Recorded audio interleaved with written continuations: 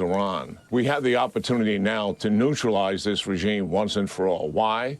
Just look at what happened. Hamas and Hezbollah are decimated.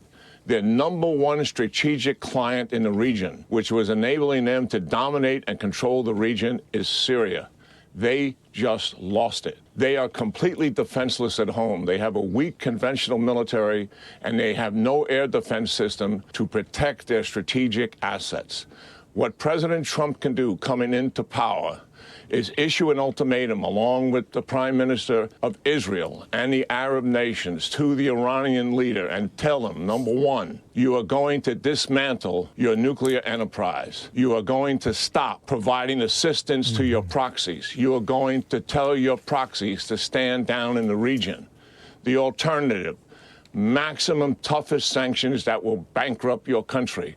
Number two, surgical kinetic strikes to cripple your nuclear enterprise and to destroy the remaining rockets and missiles. He has to do that in conjunction with the Prime Minister. Okay, Can we do it diplomatically, or do we have to do it kinetically? First, the assumption that Arab nations would be with us in that is extremely mistaken. In fact, namely their distaste for the kind of Salafi Islam that has now taken hold in Syria and the threat that this ideology potentially poses to them. They are moving closer to Iran, not away from it. They now see Iran as an essential balancer of Israel, which has achieved a kind of supremacy in the Levant. Now, nobody in the Gulf has any affection for Hezbollah or Hamas. They objected to Hamas because it was a democratic movement brought to power by elections, which they don't have in their countries, and they object to that form of government. They were against Hezbollah because it was both Shia, not Sunni, and opposed to their influence in Lebanon.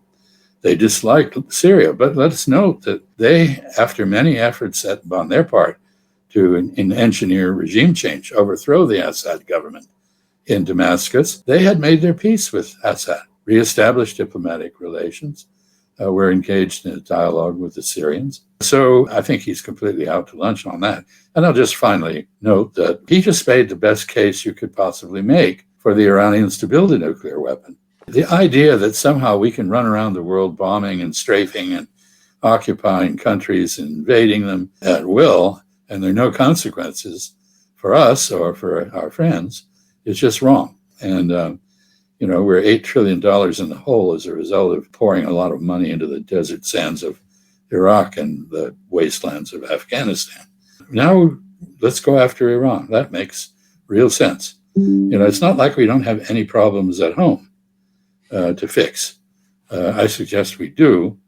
And I think Mr. Trump was elected not to start a new war, contrary to General Keane, but he was elected in response to grave dissatisfaction by the American people with the existing situation in our country.